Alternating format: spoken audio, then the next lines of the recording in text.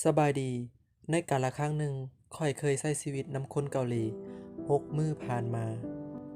มันเป็นช่วงเวลาที่ดีที่น่าจดจำที่สุดสำหรับข้อยเลย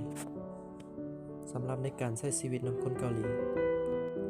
ข้อยบ่เคยคิดบ่เคยฝันเลยว่าจะได้พบคนเกาหลีเฮ็ดกิจกรรมนำคนเกาหลี 내가 지금 정확히 모르잖아. 일단 1시간 반, 2시간 잡으면 벌써 10시 900분. 그럼 밥을 한 끼 먹어야 되지. 근데 나는 사서 바로 간다? 먹어도 그럼 빨리 가겠다. 진짜 그래도 한 3시간.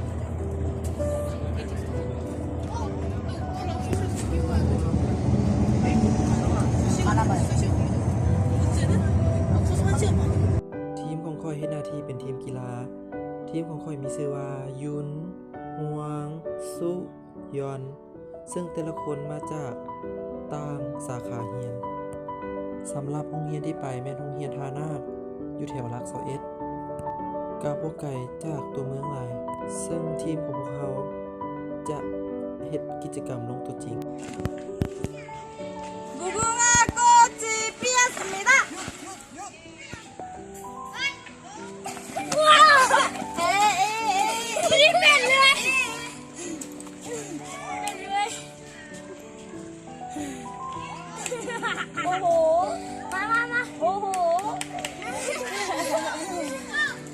네, ผู้นั้นนะมา 무궁화 꽃이 피었습니다. มาจับกันดีๆ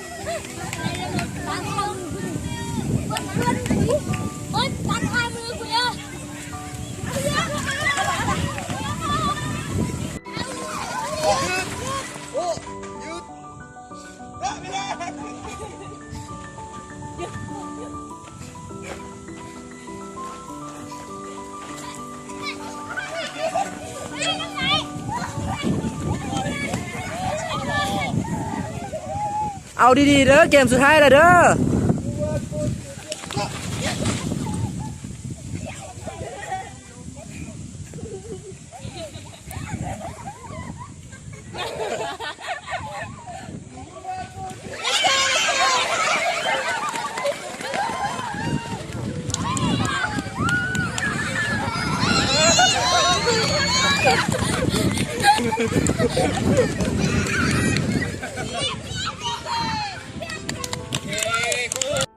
แล้วก็เฮ็ดกิจกรรมภายในโรงเรียนน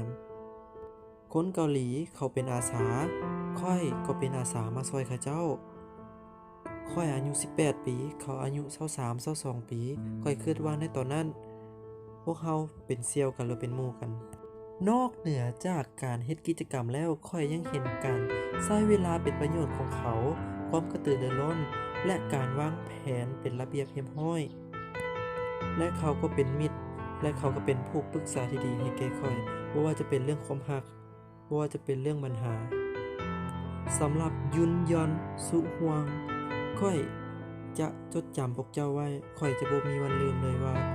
ในกาลครั้งหนึ่งข้อยได้ใช้ชีวิตนำพวกเจ้าข้อยได้เฮ็ดกิจกรรมนำพวกเจ้าข้อยประทับใจในตัวพวกเจ้าขอให้พวกเจ้าพัฒนาต่อไปข้อยก็สิพัฒนาตามความปรารถนาของข้อย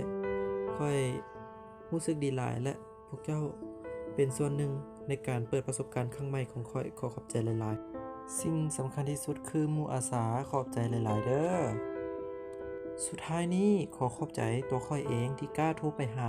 องค์การ Good Hand เฮ็ดให้องค์การ Good Hand เลิกข้อยไปเป็นอาสาในครั้งนั้น